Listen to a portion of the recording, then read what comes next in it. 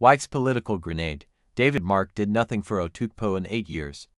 In a political climate where silence is often preferred over confrontation, Nyesom Wike, Nigeria's Minister of the Federal Capital Territory (FCT), has chosen to strike loudly and publicly. Speaking in Benue State during a high-profile political event, Wike accused former Senate President David Mark of unprecedented underperformance. According to Wike, despite holding one of the most powerful positions in Nigeria for 8 solid years, David Mark allegedly failed to execute a single tangible project in his home constituency of Otukpo. The statement has sent shockwaves through the People's Democratic Party (PDP) and triggered a nationwide conversation about the responsibilities of public office and the weight of political legacy.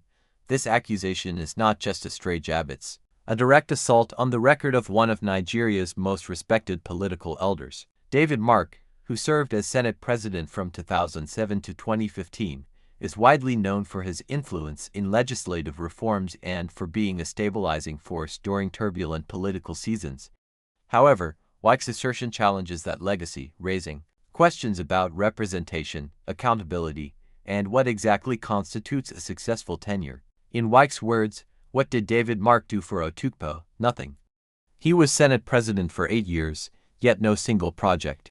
The rhetoric is unmistakable. Power without impact is a betrayal of the people. Power, performance, and political hypocrisy.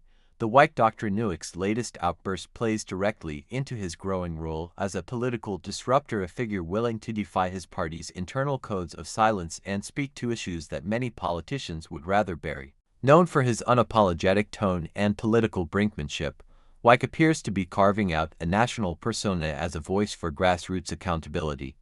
His attack on David Mark isn't just personal.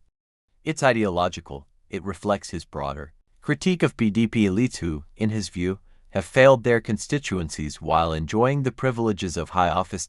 In a nation where political leaders are often judged by how well they deliver dividends of democracy to their people, Wike's message resonates with a growing segment of Nigerians who feel abandoned by their representatives. The fact that this confrontation is happening in the open, rather than behind closed-door caucus meetings, underscores a seismic shift in how intra-party criticisms are being aired. Wike's move also exposes fault lines within the PDP, suggesting that internal reckonings may be looming ahead of the 2027 general elections. What makes Wike's statement even more powerful is the implied message: no politician is untouchable. Even David Mark, with his decades of military and democratic influence, his political alliances, and his reputation as a gentle giant of the Senate, is not immune to critique in this new era of performance-based politics. If substantiated by local testimonials and lack of visible projects in Otukpo, this revelation could permanently stain Mark's legacy and reshape how political stewardship is evaluated moving forward. The people's verdict, Otukpo and the cry for development beyond the drama of political titans clashing lies the real issue: the people of Otukpo. Wike's claim draws attention to a painful reality: communities across Nigeria that remain underdeveloped despite being represented by powerful figures at the national level. Otukpo, located in Benue South Senatorial District, has long been perceived as a stronghold of the PDP and a beneficiary of Mark's political might. Yet, if Wike's allegation holds water, it suggests a gross misalignment between power and public good, a betrayal that could breed deep disillusionment among the electorate. Local reactions are already starting to surface. Youth activists, civic groups, and even traditional leaders in Benue are beginning to ask, where is the legacy of David Mark? These questions are not merely rhetorical. They go to the heart of Nigeria's democratic development, where the metrics of leadership are not based on tenure or titles, but on visible, measurable impact. From roads and schools to healthcare and empowerment programs, the people of Otukpo now demand receipts, not rhetoric.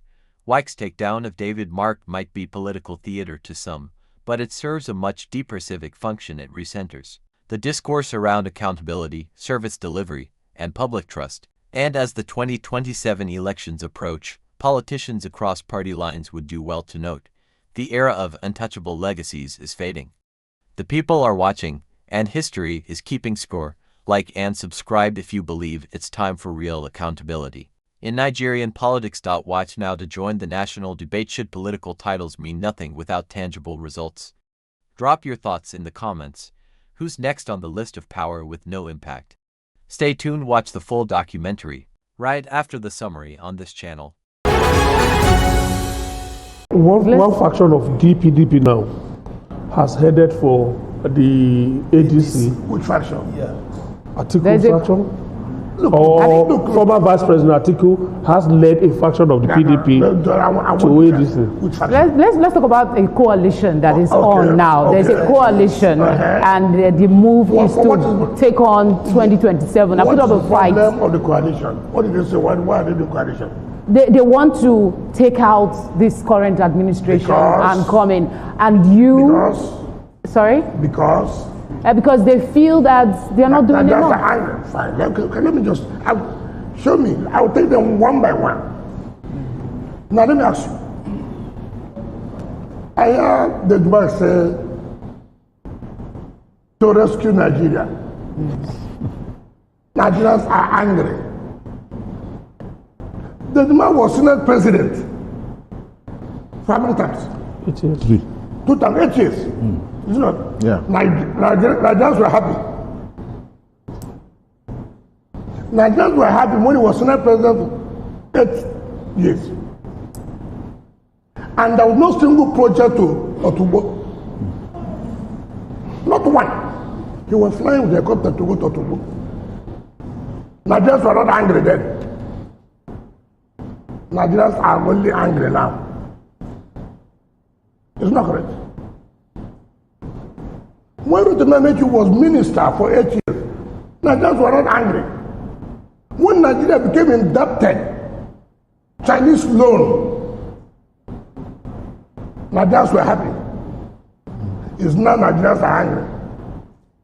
You went and made Nigeria to be so much indebted with loans. That time Nigerians were happy. You see, it's unfortunate for we. You use Nigerians and play politics up and down.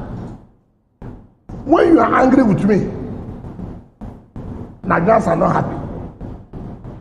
The only time Nigerians are happy is when you are in power. The moment you are no longer in power, Nigerians are angry. You quarrel with your boss, Nigerians are angry. You didn't get anything from the tribune, Nigerians are angry. I saw a Siraki, a Seriki or what? Siraki. What happened to Air Nigeria? Nigerians are happy.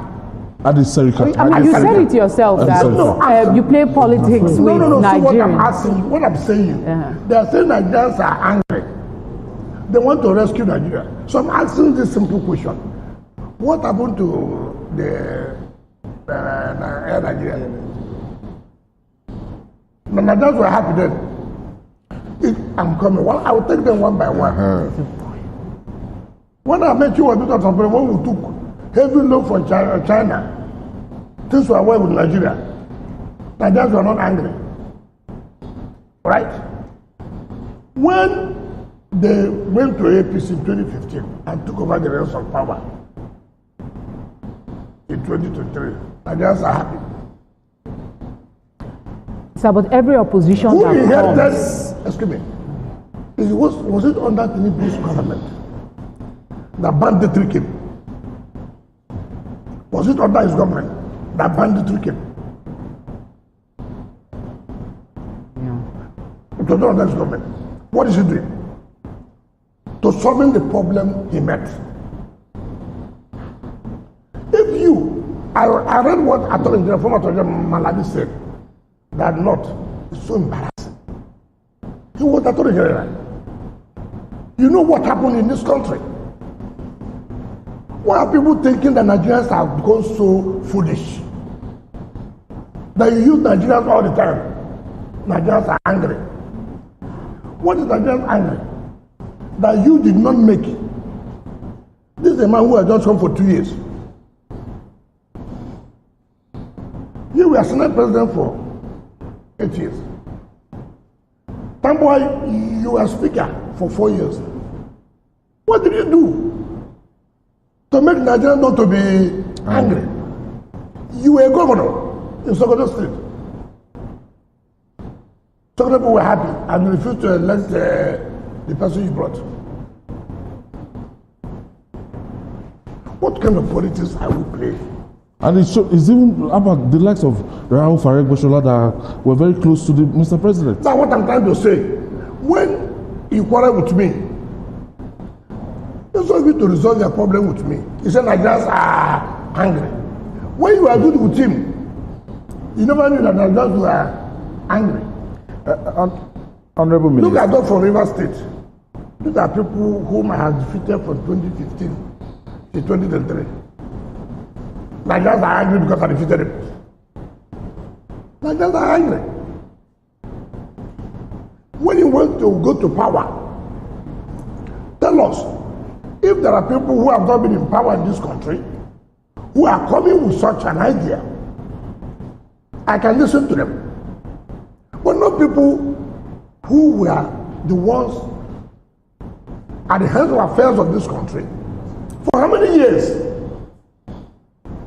Look at where this country, if this president did not take certain decisions he has taken, which may be very challenging, you would have known where we would have been by now. A president came and said it's a scam, took that bold step. We will not allow that. States are getting more money. Nigerians are angry that states are getting more money. Nigerians are angry. Nigerians are angry that we are providing infrastructure in Abuja. Nigerians are angry. I cannot say that there are no challenges. There are challenges. But for Christ's sake, stop using Nigerians. You couldn't have been at the head of affairs. I challenge anybody.